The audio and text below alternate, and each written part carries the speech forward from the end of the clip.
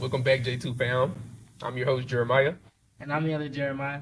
Welcome back. Today we have with us today a coach that was named AFCA 35 under 35, and he was the only Division II head coach within that class of the 2025 class.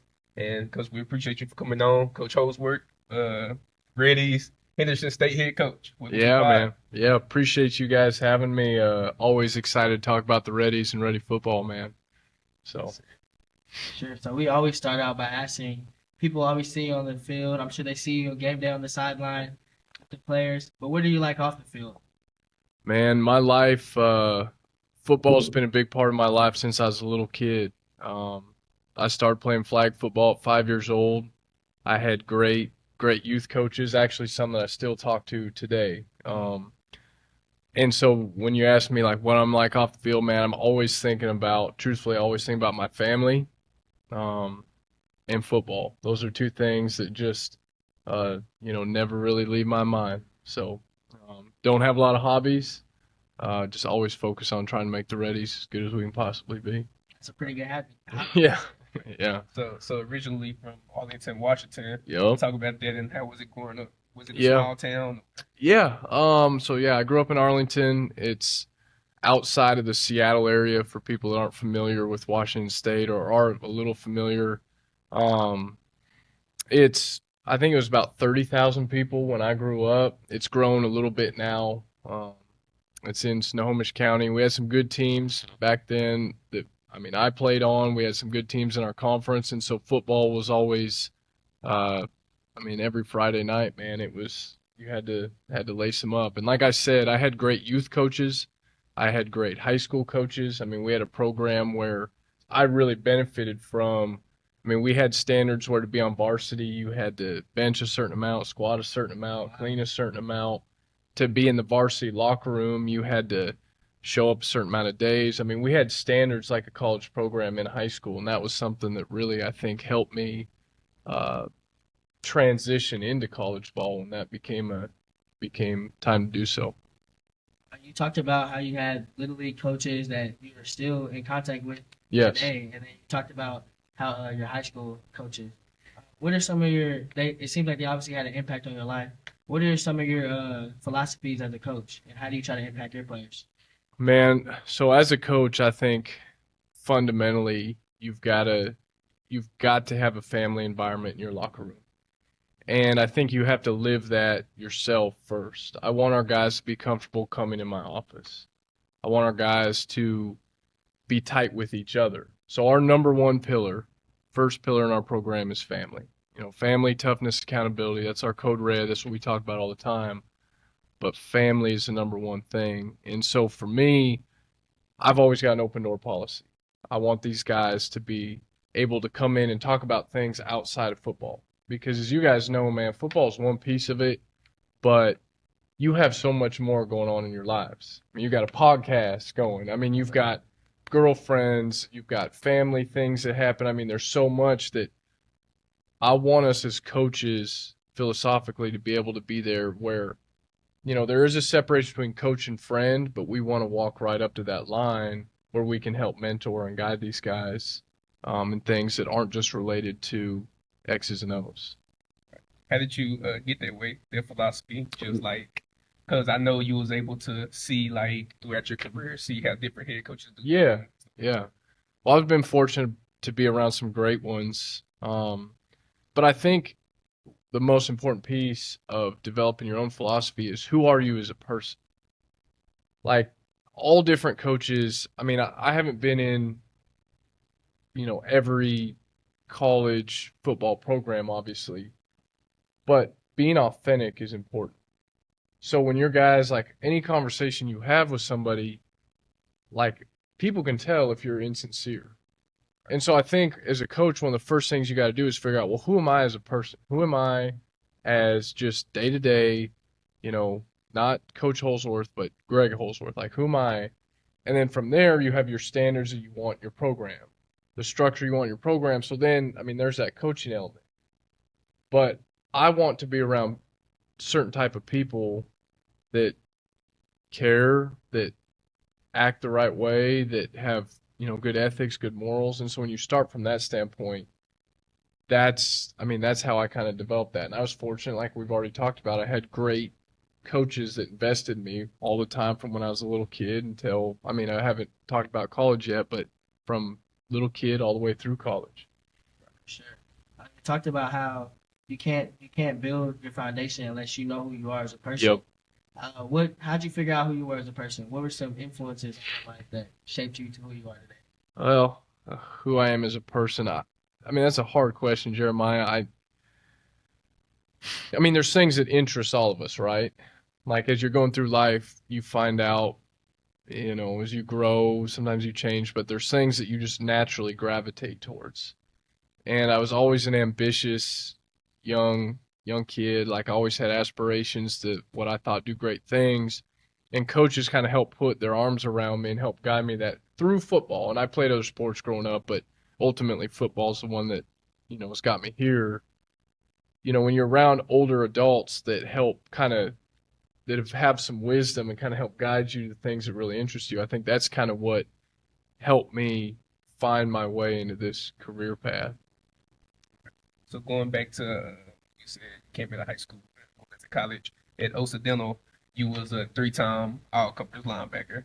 Just talk about that and the weight it holds, like on the players, knowing that you played at a high level and that you accomplished all these things. Well, I don't try. I mean, my accomplishments athletically, like I mean, we've got players that are far better than I ever could even imagine being that we have in our program. I don't try to utilize or even really bring up what I did as a player, man. I think, um, that stuff is, the guys are focused in the moment in their own careers.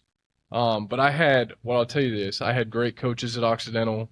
I had a great experience. I was fortunate. I was very blessed to get the opportunity to play there and play early. And as you guys know, man, that makes the experience even easier. When you're out here grinding all the things a college football player has to do, and you're fortunate enough to get on the field and get on the field early, man, that puts a smile on your face. So I was blessed in that way.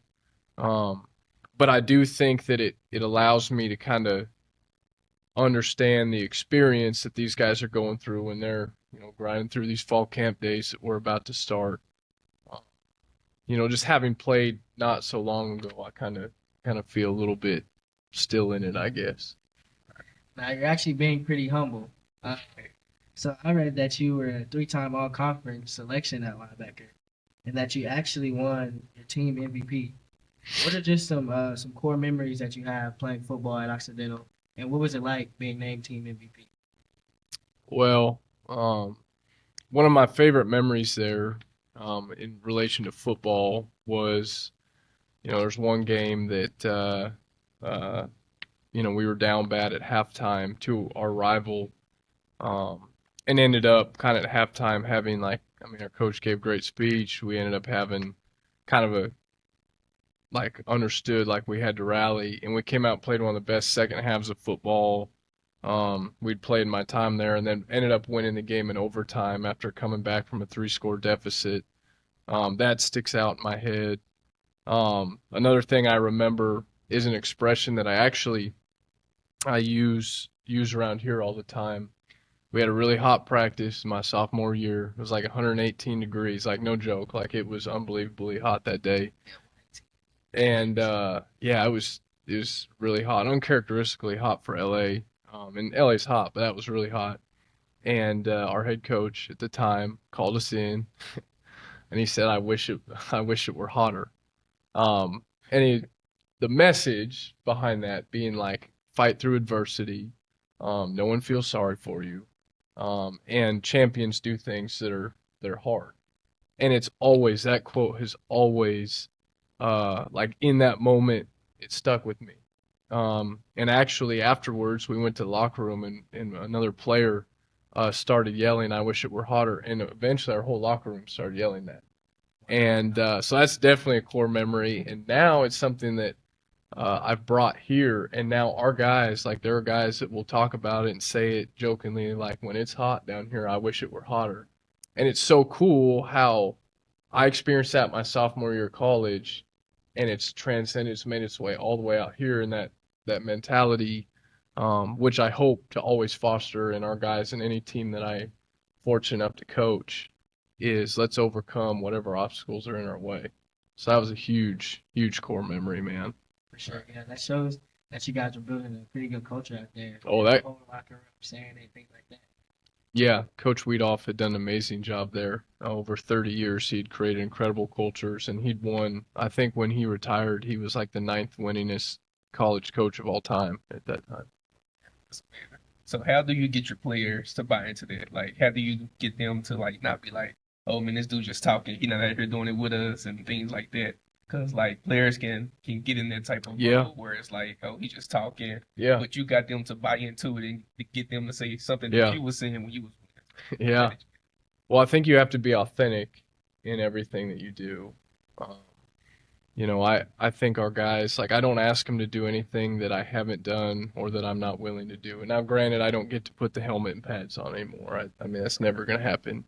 Um, but I mean, they can see through some of my experiences and some of the things I do on a daily basis. I try to hold myself to same standard I ask them to be. And I think that's where you get buy-in from guys is when you're consistent every day.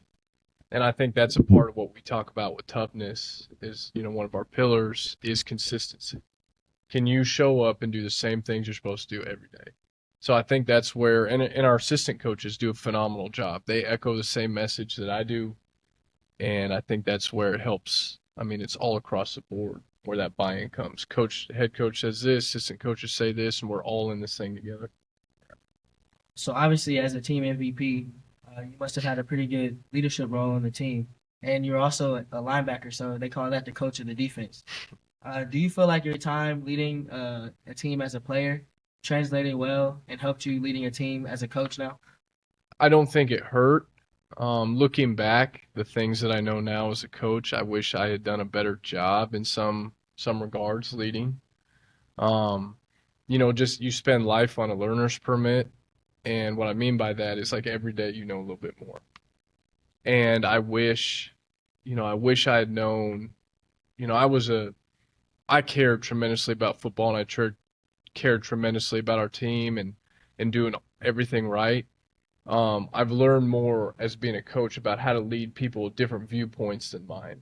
And I That's big. always look back at that and go, man, if I had done a better job of connecting maybe with some guys that, maybe weren't didn't have the same style of communication as me, I could have reached more guys and, maybe as a team we could have been more successful. But I definitely think that some of the precursors of coaching probably helped me or helped get set up when I was, had a prominent role as a player. Definitely. So you talked about your coaching career and all the things that you picked up as a player and as a coach development as into the head coach as you are now. So walk us through your coaching career. I know you started out at Occidental, Mm-hmm. and I read that you was coaching high school too at the same time. Yeah, I was yeah. like, I was telling him, I was like, no way, this got to be a typo. So when I broke into the coaching profession, I was very fortunate. When I came back to Occidental, actually wasn't for the same head coach I played for. It was for Doug Simonis. And I also, at the same time, coached at Hoover High School in outside of Glendale, California, for Coach Matt Anderson. And it worked out where at Occidental we practice in the morning, it's like 6 a.m. practices, and at the high school we practice in the afternoon. So we would get up, I would practice, do everything with the college team, and we would finish up with afternoon meetings about 1 or 2. Then I would drive, and thankfully, Los Angeles, big city, I would drive 15 minutes to Hoover, and then we would do meetings right after school, and then we would do practice.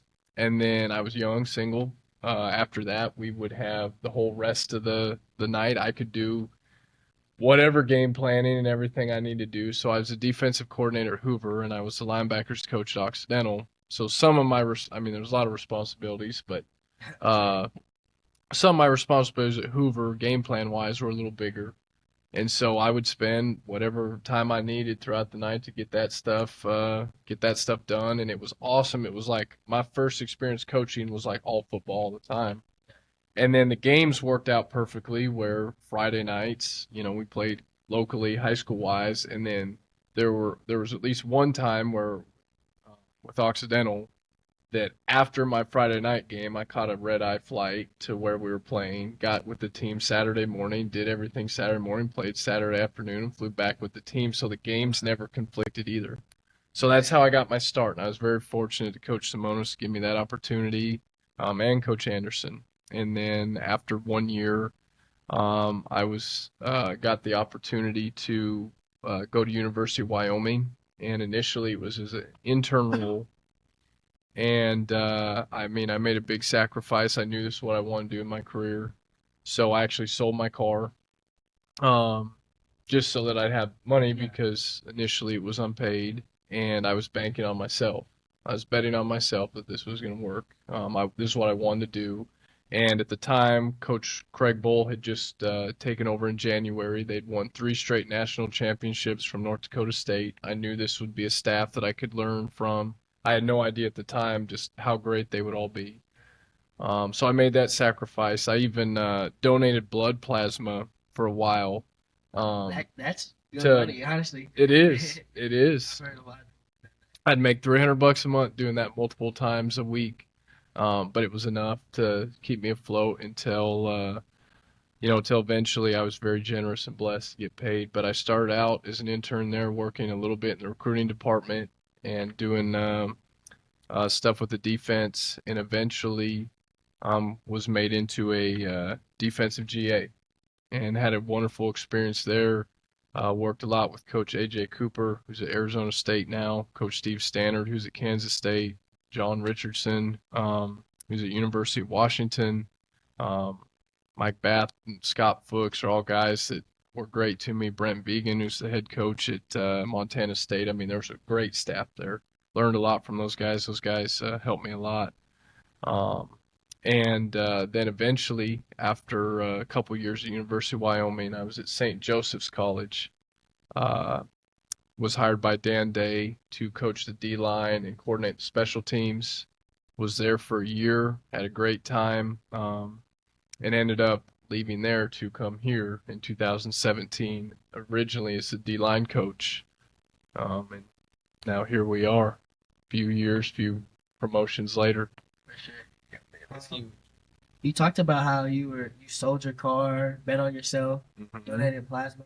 Were there ever any people who were doubting your dream, told you that you were crazy to sell your car? And if there were, how'd you block out that noise and focus on yourself? Well, I didn't tell a ton of people about that. I truthfully don't think most of the coaches at Wyoming knew that I didn't have a car. Wow. And part of it was because as a GA, a lot of times, there's things that need to be done, and sometimes, the position coaches will ask you, "Hey, man, can you do this? Can you do that? Can you pick up this?" And so I would never tell anybody no, and that'd be some of my advice to young guys in the coaching profession. Man, never say no, unless obviously things that aren't ethical. But most coaches are great guys. So, but I'm saying, but anything that's like can help the program or whatever, like don't say no. And so I'd get asked things, and I would sometimes have to like literally, like I'd be sitting in the GA office, get asked something, coach walk out, and I'd be like, "Hey man, can I borrow your car?" And also those other guys I was working with were awesome dudes that would let me do that. That's huge. And so I think I didn't tell a lot of people about the things that maybe could be perceived negative or that I was going through. I actually took it as like, I want more obstacles. I want more challenges. I wish it were hotter. Because I loved what I was doing. I still love what I'm doing. And so for me, like my parents knew, and I think my parents were concerned, like, man, it's a lot of like you're selling your car and you're going to work for free. I mean, that is alarming for parents. Sure. But I think, and this is kind of what I try to impart on our kids, when I wake up every morning, I'm excited about what I do. There is no better reward in life pretty much than that. So if you figure out what you want to do and you're enjoying what you do, don't let anybody stop it. So I didn't have people that tried to stop me. I also didn't put my business out there necessarily, all the details like that. But I knew, be consistent, stay at it, get better at what you're doing, be accountable and get better. But this is going to work out for you if you stick with it. And that's ultimately what has got me this far down the road. Now I can afford a car. So that, that actually reminds me of something I heard in an interview with Cam Ward. uh-huh. They talked about how he's always like the first one in the facilities, and he said I get to wake up early for a job that I actually like Yep. to do because he watched his dad wake Yep. up early for a job he didn't want to do. Yeah. So why wouldn't he wake up that early? Yep. And that kind of just resonated with me how you said that. Yeah. You would do that 'cause it's a job that you I saw Cam said that the other day. And man, when you're excited about things, when you want to do things, it's actually easy to wake up early.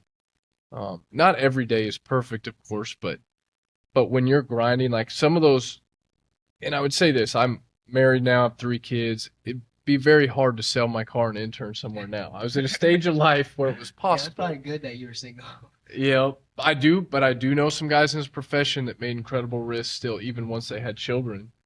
Uh, but I do think that that's part of it. The more skin you have in the game, if you tape your feet to the pedals, per se, um, it makes you more willing to push farther when things aren't, when you've got to go out and earn it every bit of the way. And so these are some of the messages I send to our guys. And truthfully, I've never told our guys the blood plasma story.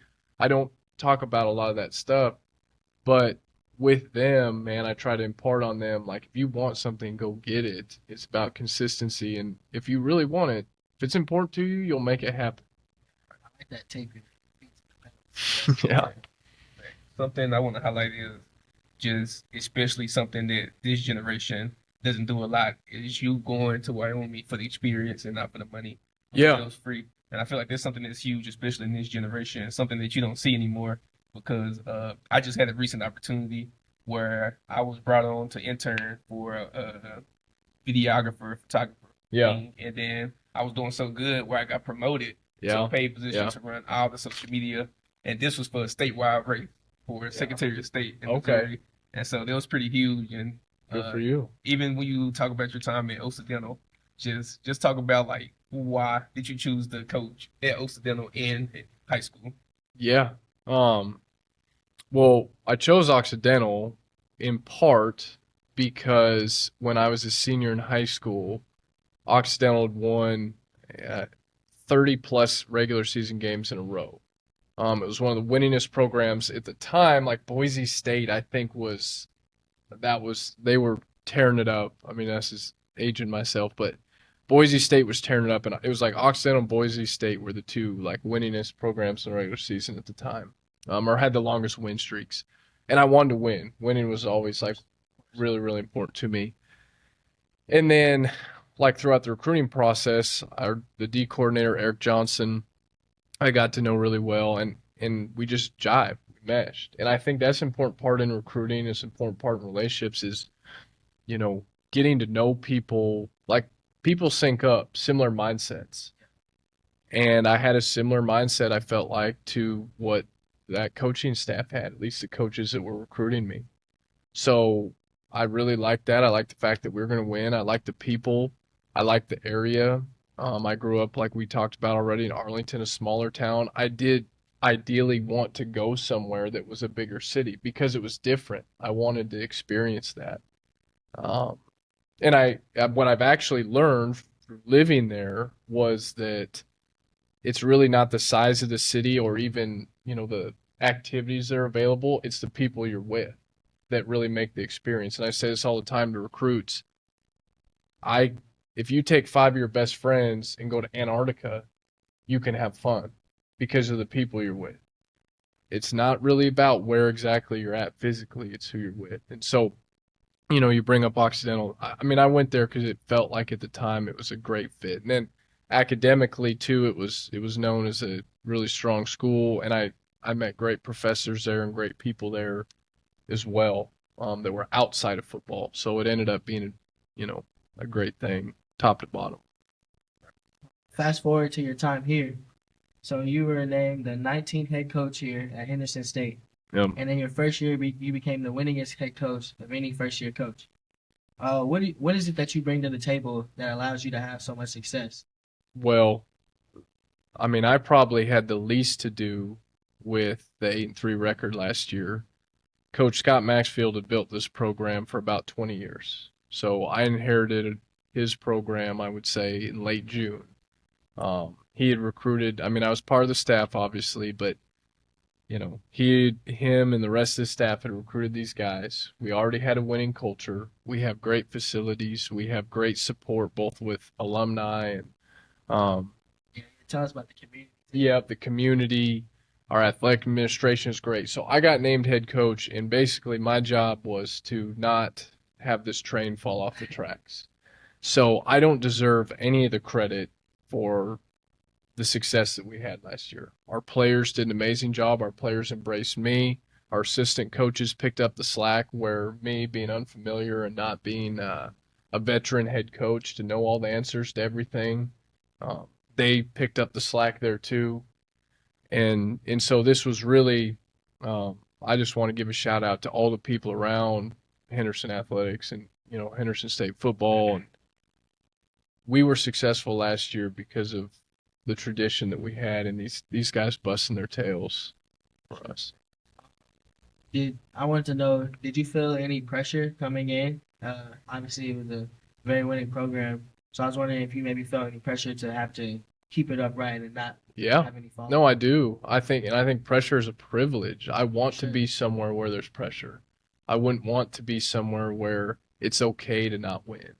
Yeah, there is pressure, and Coach Maxfield is somebody that is very dear to me. I'd consider him a friend. He was a great mentor. Like, there's a million reasons I want to keep this program not only strong but make it even stronger. But it would mean something. I mean, it would hurt me knowing how much he means to me if I let it fall. So not to mention all our great fans in our community. So yeah, there is pressure, and I love that there's pressure, and I expect there to always be pressure. When we go out there on our first game Thursday, September 4th, there's going to be pressure because there's going to be an expectation that we're going to perform well. And I would not want it any other way. I want people to scrutinize what we do here because that means people are proud of this place and proud of this program. Yeah, definitely. If there's pressure, that means you're doing something right. Yeah, there should be. Yeah. So I want to go back and give you your flowers on what you said, just like because I feel like you was a part of it. You was the reason why, because you was the defense coordinator, and it's not happening without you. I mean, you had a season where you had 40 sacks. Like this just not happening without you. And also you a part of the 2023 season. Y'all went to playoffs for the first time since 2015, Yep. and your defense played a big part of it. So I just wanted to give you your flowers and tell you that you was a huge part of it and the success y'all had last year. Well, I appreciate that. But it takes everybody. It really does. And it's a team accomplishment. So I've been fortunate here. I've had some good players that I've coached on defense that have done a great job. And you bring up that 2023 team. We had some great D linemen and linebackers and pass rushers. I mean, we were second in the nation at the end of the regular season with 40 sacks. Those guys got after it and did a great job. And there's not a scheme in the world that works if guys don't play hard and guys don't play within the scheme. So those guys did all that, and I was fortunate to have them on our sideline. Right. That just speaks on your character as well too. Because I mean, this whole interview, you just been like pointing. Yeah, deflected. Yeah, you've been pointing it outwards and like this was an us thing. It wasn't me. But that's Jeremiah. That's really how it is. I've been very blessed to get to any of the spots that I am, and I really think that. I mean, it's almost everybody. Nobody that's successful in life gets there on their own. Yeah. It's they're supported by people or it's a team. That's always how it works. Sure. So how important it is as a coach to not only have that mindset of like okay, it's a us thing, but also having that confidence of like, okay, like I'm him, like this is my defensive scheme, like I draw this up, Yep, like yep. how important is that? Well, I think to have that individual belief, I think that comes with preparation and work. I coached at two places in one season just from the jump. Literally, yeah. Like, I'm willing, I was willing to put in the time to try and learn. And every day I mess things up. Every day I find out I've got more to learn. I think you have to take that approach. But when I wake up every morning or I go to sleep, thinking about what I did during the day, like I put a ton of time into this to navigate my flaws and then try and fix them. And so when you do that and you understand, like, all right, I'm working on making everything better on my end, it gives you confidence. Something I tell our guys all the time too is, and I think it's a great mindset to have for all of us, is treat every mistake or every bad thing that happens like it's your fault. Okay, so if our football team loses from the start, I need to look at it from it's my fault perspective, and that's not like a negative weird. What I'm saying is, if it's my fault, either our practice schedule, like look at everything. Practice schedule maybe wasn't ideal for the opponent. Um, maybe we had some, poor schemes. Maybe there was travel issues or whatever. But it's all things that I can control and change to give us the best opportunity to get better for the next time. So if it's my fault, it's controllable, right? Yeah. Like even to the fact of like, all right, if the weather's bad, I have the control to change practice time so the weather isn't bad or is similar to what the forecast is for what the game is. Yeah. That's my fault. So if you look at it like the weather's bad is my fault, and you give yourself every opportunity to control every variable or as many variables as you can to allow your guys to get better, or you take ownership of everything, then it just allows you to live life in a scenario where, you know what, this didn't go how I wanted it to, but I can change it. And that's why I try to, with our guys, like I do think that sometimes being young, you want to, it's easier, maybe you think it's going to be easier for you to maybe blame somebody else, but it's actually really empowering when something goes wrong and you can look inward and say, I could have done that better. And it's going to work out well when you're parenting, when you're in a marriage, and when you can, the first thing you do is look inward and say, yep, I could have done that better. And you just adopt a mindset like that with life. I think it'll help you go farther for sure. Accountability aspect of that, because obviously when you're looking at everything as your problem, there's two ways.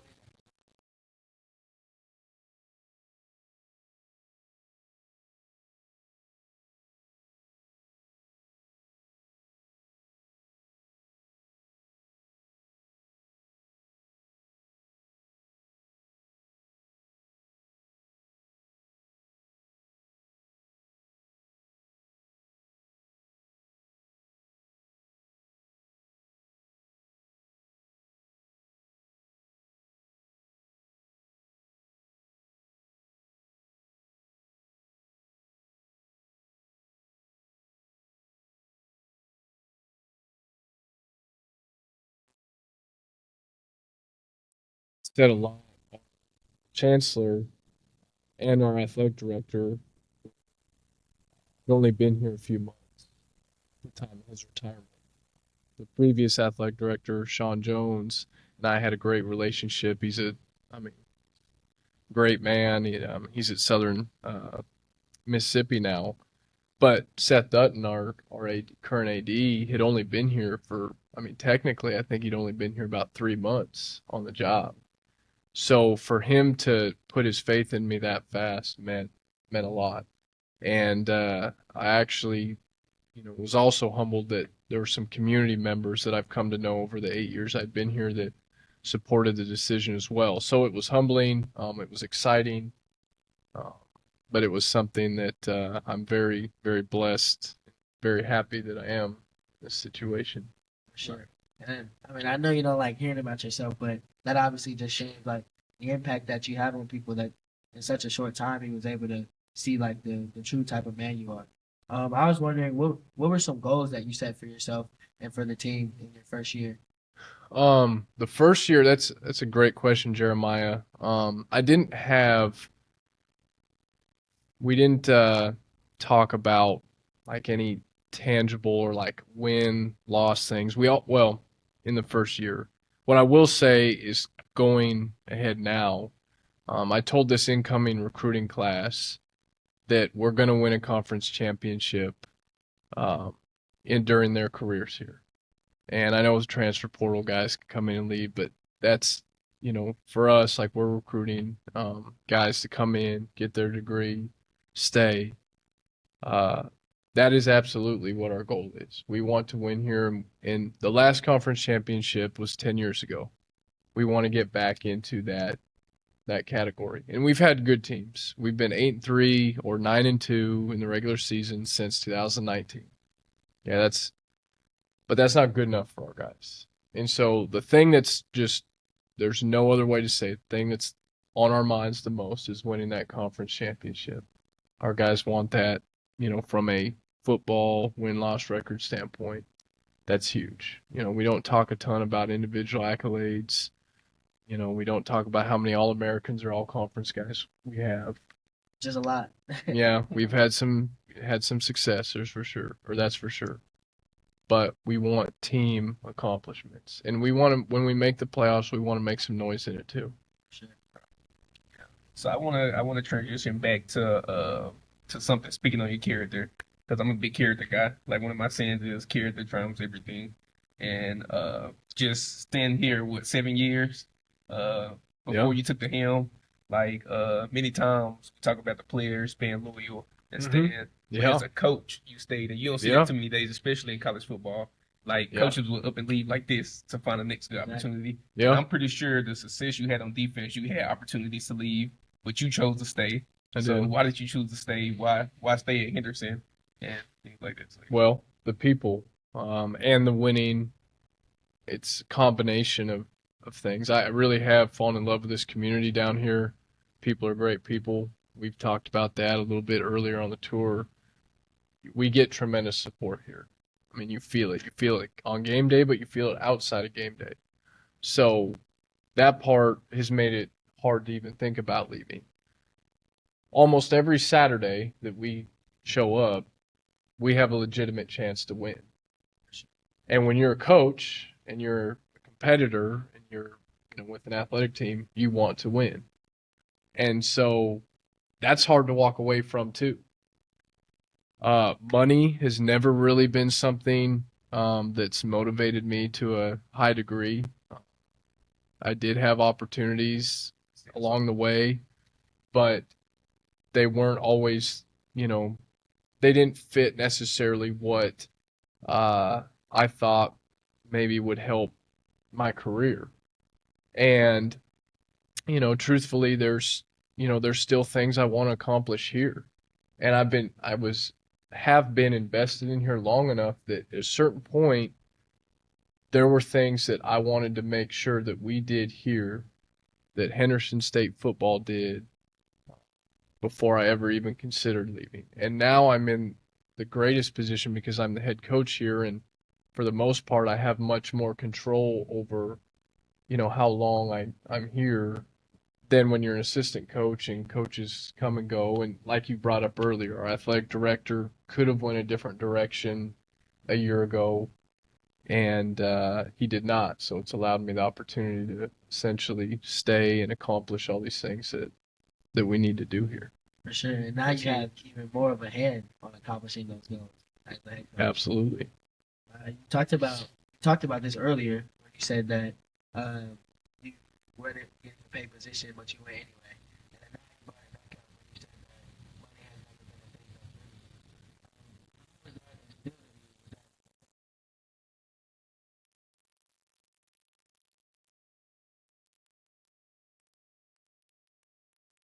Well, I am self-motivated. And don't get me wrong, like I want to be financially successful, and I am. Here they do a great job. They take care of me. But I have a wife and 3 kids, and I do want to provide a wonderful life for them. And there's no doubt about it that money plays a role in that. But when I was a young coach, especially, I'd had some great advice from people that sometimes, your opportunities come from being around the right people. So if you're chasing just simply a dollar, you can end up in places that aren't necessarily going to benefit your career the most. But if I'm interning at University of Wyoming and I'm around phenomenal coaches that I can learn from, it's hard to equate what that value is in the long term. In the short term, people see I need this money to pay. And trust me, I get it. Life's expensive. It was hard. It was a hard sacrifice. But I feel like on the flip side, now I'm sitting in a position where I'm a college head coach at a top 25 program with great support. Like, I feel like that paid off. For sure. And so I think as a young coach, or really anybody, you have to analyze short-term money versus long-term success and money. And we all have to define what success is, and how much money is enough money and how much, is too much or whatever, if there is such a thing. But it's always, for me, it's about analyzing what's the best decision for my future. And now that I have, them involved, my family, what is the best situation for all of us? And then, regarding this team, our football team, what's the best decision for these guys? But yeah, money's important, of course, but I always think of things as, what's going to be the best decision in the long term. Right. I like how you emphasize relationships and the importance of like getting around good people and things Yes. like that. And I feel like that's huge, especially these days, because I feel like these days, like life is so transactional. It's always like, what can this person do for me? Or like when we walk in the restaurant and it's a server, we don't see that person as a person. Like we see them as like, oh, that's the server. Yeah. And Yeah. yeah, but Yeah. you really key in on like relationships and building the relationships and things like that. And you can tell just by having a conversation with you, just the heart that you have for your players and things like that. So I commend you for that, and that's huge. Next, you touched on it a little bit about the portal. I wanted to go deeper into it. Yeah. What's your thoughts on the portal and just rather do y'all key in more to high school or do y'all Yeah. portal? I think in today's day and age, you have to do both. There's no way around that. I do like recruiting high school kids, because especially, the fairly local area, the drivable area, the Dallas, Houston's, state of Arkansas, it's been a huge emphasis since I've taken over that I'd like to really hone in on the state of Arkansas. And we recruit Memphis and some Louisiana areas as well. But I want guys that live close enough that their families are close enough to come up and sit in that stadium. And then, so that's huge. I want families there with jerseys. I want families there being able to watch in person. And I want their friends there. And then I also want them close enough to home that they feel comfortable where if something comes up, they can go home. Where, we don't get to that range of where a flight is, what they always have to do. I'm not saying that's the worst thing in the world, but the more people we can have close that are talented football players and family supporting the Reddies, the better that is. Now, transfer portal wise, like we absolutely recruit guys, and we've got some wonderful guys from the transfer portal. Guys from all over the place. I think it has to be the right fit, and when we generally bring in guys from the portal, it's usually a different situation. It's all right, we're trying to bring somebody in to potentially play right away. That's what we do with that. Where the high school guys, we bring in a lot of talented guys, and some guys do play right away. But there's something about the high school guys when they come in a group of like 30 plus guys and they're like going through that college experience for the first time together. Those friendship roots run deeper, I think, than the transfer guys. And I am such a relationship person, especially with our team, that I think it's just harder for those transfer guys necessarily to always get immersed as well. And I think that's important. Not saying they can't and some of our guys do, but I think it's harder for them to pick up some of the culture things than the high school guys naturally do. Sure. You talked about your recruiting, things like that. What are you looking for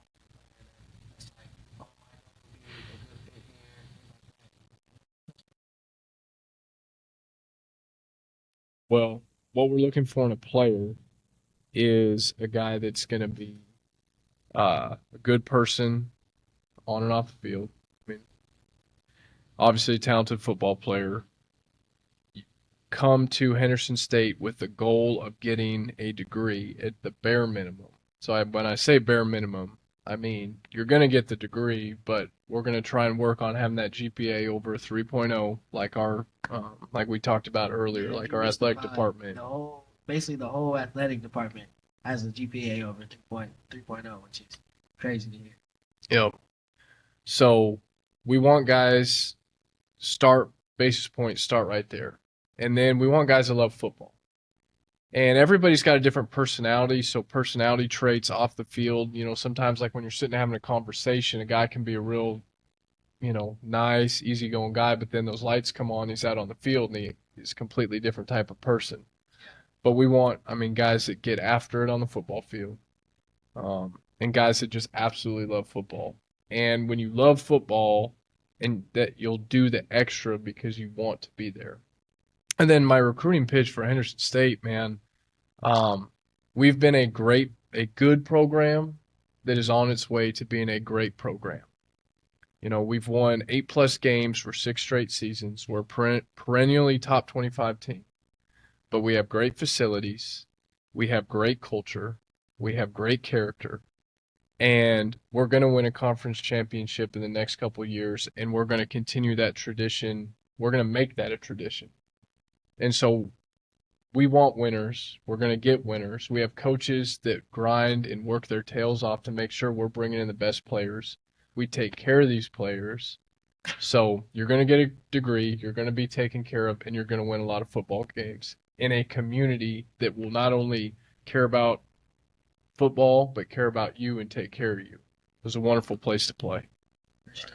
You talked about players becoming a different player on the field. What are your thoughts on like trash talk, things like that? Were you a trash talker when you played? I didn't trash talk a ton, but I think it's a great element, especially or a great tactic, especially on defense.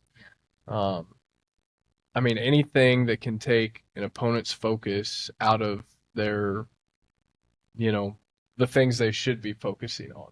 Now, it becomes a limitation if your trash talking goes beyond a point where you're able to focus on what you're supposed to do. I think some guys are good at it, some guys aren't. But yeah, I'm not opposed to it. I remember a big guy who I look at for that type of stuff, like mentality wise, is Kobe.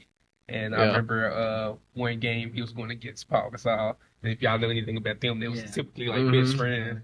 And I remember they was going against each other, and he ran flat into him. And was like, "We sent the tone right here, like you my friend, but like we Yeah. team right now."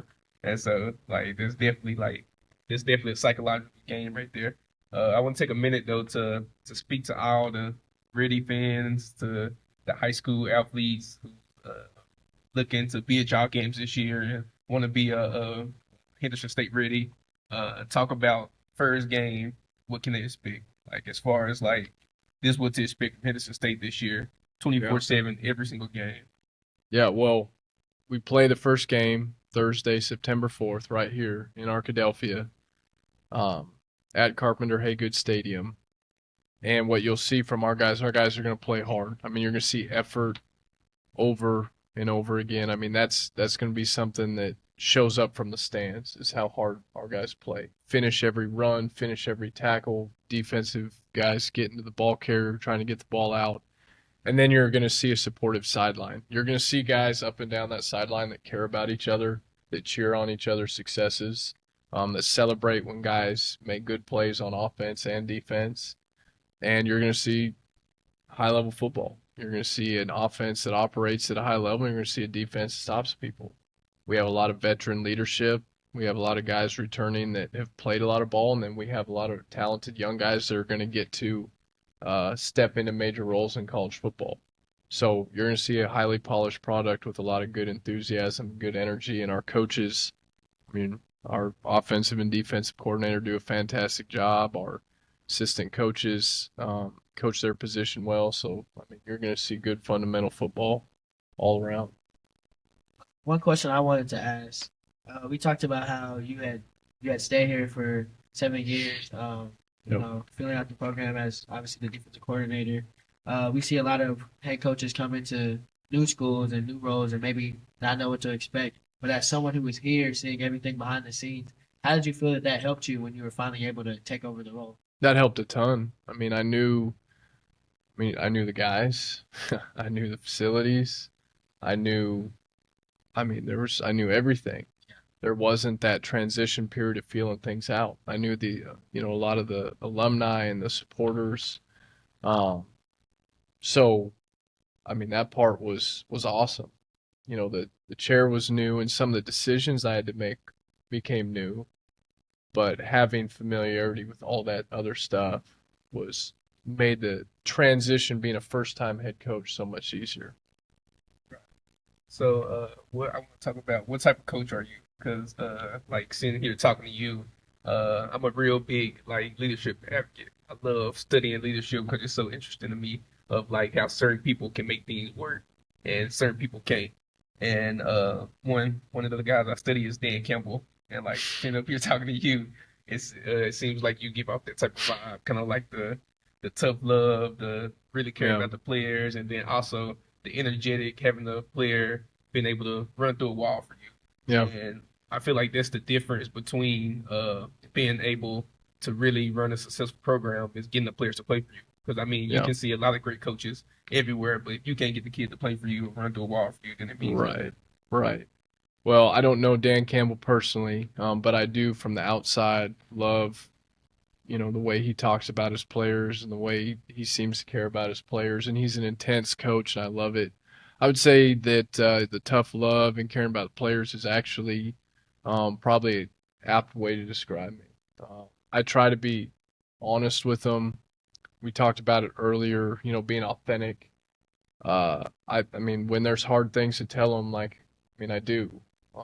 There's not a lot of sugar coating, but I want these guys to know that when I tell them something good, bad, or otherwise, that it's sincere and that they can take it to the bank. And I think that um, early on in my coaching career, sometimes maybe I tried to be too nice, and I realized like nobody wants that. Like no good player, great player wants that. You need to tell them exactly where they stand with everything, and it's what you owe. You owe them that as a coach. And so I always I do praise their successes, but I also we try to coach them, and anything that any way we can make them better on the field or off the field, we point that out. But then I want them to have fun. We do fun activities with them. It's not all football all the time, so that the successes, on the football field, uh, are just amplified that much more. Because I don't want to put this. It's not just all about football, and if that's what you make it, then the relationship just deteriorates. So yeah, tough love would be exactly how I would want to be described. So my favorite team in the NFL is the Houston Texans, and our head coach, D'Amico Ryans, he was a defensive coordinator, Yep. and he obviously became a head coach, and Yep. he still called the plays. So Yep. I was wondering if, as a head coach, do you still call the defensive plays, and also, what do you think the benefits are of having a defensive-minded head coach? I don't still call the plays. This will be the first year that I don't do that. We have an awesome defensive coordinator, Will Wagner, who's going to be handling the play calling this year. Last year I did call the plays, and I'll tell you, um, the reason I'm not going to do that is not because of the in-game experience, but just candidly, I think the role of a head coach, as we've talked about a lot today, is to have a great relationship with their players. So I noticed this candidly last year. I'd be scheming, I'd be putting together practice scripts, and I have cards on my desk or on my table, and kids would come by to want to talk to me about things, and they would see that I was doing defensive coordinator things, and it would turn them off from, oh, coach is busy. Not like coach doesn't care about me, not coach doesn't, want to know what's going on. Like coach is busy, and I could just feel that. And as I look back and reflected on all the things last year, I realized I have a great staff. I had a defensive coordinator, literally a guy sitting, right down the hallway that could do a great job at it. It would make our program better if I was no longer doing that. He was operating the defense, and I could do what a head coach should be doing and connecting with these players and having time for them, whatever those conversations happen to be. So that's why I'm stepping away from the play calling duties this time. And I think that I know some guys do a great job of it.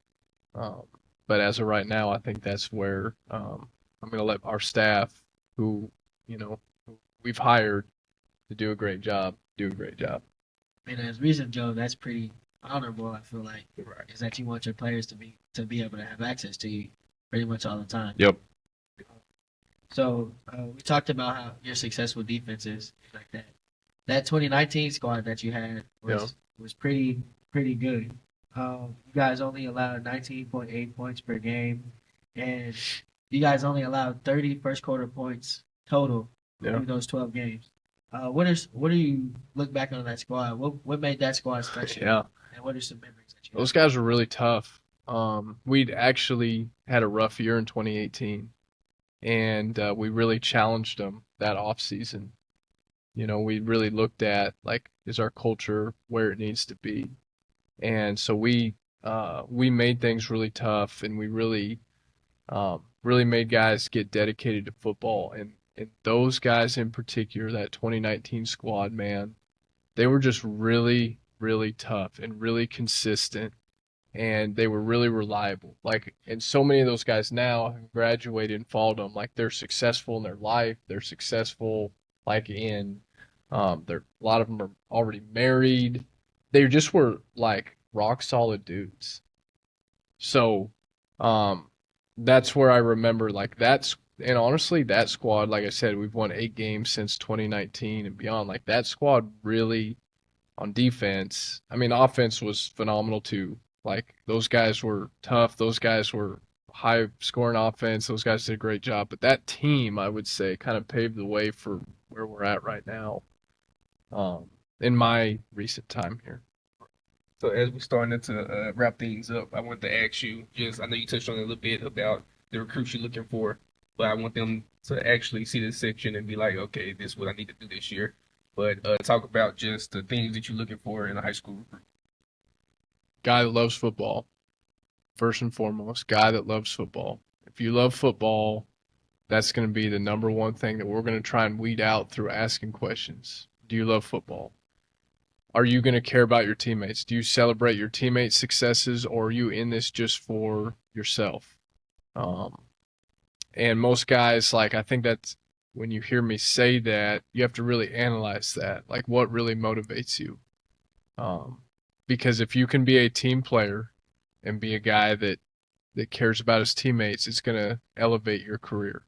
So, like I said, here at Henderson, we have great players. We have a great culture. If you want to be around coaches that are going to care about you but also push you and make you the best player you could possibly be, this is a spot to be. Sure. This is a question I just kind of wanted to pick your brain on. As a defensive mind, I was wondering, do you think it's more important to stop the run or stop the pass? Well, you got to stop both because,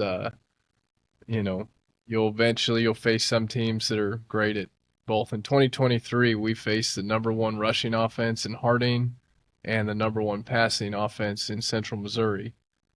2 totally different offensive styles. And the reality is, to win those games, against people like that, you got to be able to do both. So I'll start with that. You can't do one or the other. I think what they require, though, a little bit is different things. I think stopping the run a lot of times comes down to physicality and being disciplined, being in the gap you're supposed to be in, making those and being physical enough to make those tackles and knock people backwards. I think stopping the pass is truthfully the harder thing to do and requires a little bit more athleticism because you have all that space out there. And I think that it's probably easier to exploit wide receiver DB matchups than it necessarily is, inside. The run game is about just wearing people down and kind of winning the second half generally. But I do think to win football games, you've got to be able to run it to win. At the end of the game, against a solid team, you've got to be able to finish that way. But you got to be able to do both, Jeremiah. You can't just do one, or you're not going to make it very far. For sure. And then just something that we always ask our guests, especially when they're a successful guest, is what are some words of advice, words of wisdom you can give to young coaches who maybe they're thinking about selling their cars, to give them some money to pursue their coaching career. What are some advice you can give to them? Get around good people. When you find good people, good coaches, but I'm more so saying, most good coaches I know have great integrity, great ethics. When you get around some people with great integrity, great ethics that you can learn from, soak all that up. Don't be scared to take risks. But you have to be, in order to take risks, you got to be willing to put in the work to make it all worthwhile. So don't chase a dollar. Literally work as hard as you can to learn as much as you can, as fast as you can. But don't be scared to take those risks, because nobody that plays it safe ever ends up making it anywhere. Okay, so last question I gotta ask is just because you're a coach, and we ask all our coaches this, and it's a little bit conviction since Kane just walked in the room. So which is the best state to recruit from? The best state. Got to go with the home state, Arkansas, baby. We got to. We got to have a strong Arkansas base here. So, there's so many states locally, though, that we have that have great players, man. Arkansas, Louisiana, Texas, Oklahoma, Missouri, Tennessee. They're all right around. So, we can't go wrong with any of them, but we want to make sure that we've got some great Arkansas talent right here in Arkadelphia. Sure. Appreciate you coming on, Coach. We appreciate y'all for tuning in. Appreciate y'all for following us along this tour. Continue to follow us and subscribe, comment, and like, and please share. And we got a lot more podcasts coming out throughout this tour. We'll even be able to interview the tight end here. So, and he's an All-American, so definitely look forward to that. Make sure you got your notifications on. appreciate you, Coach. Appreciate you, boys.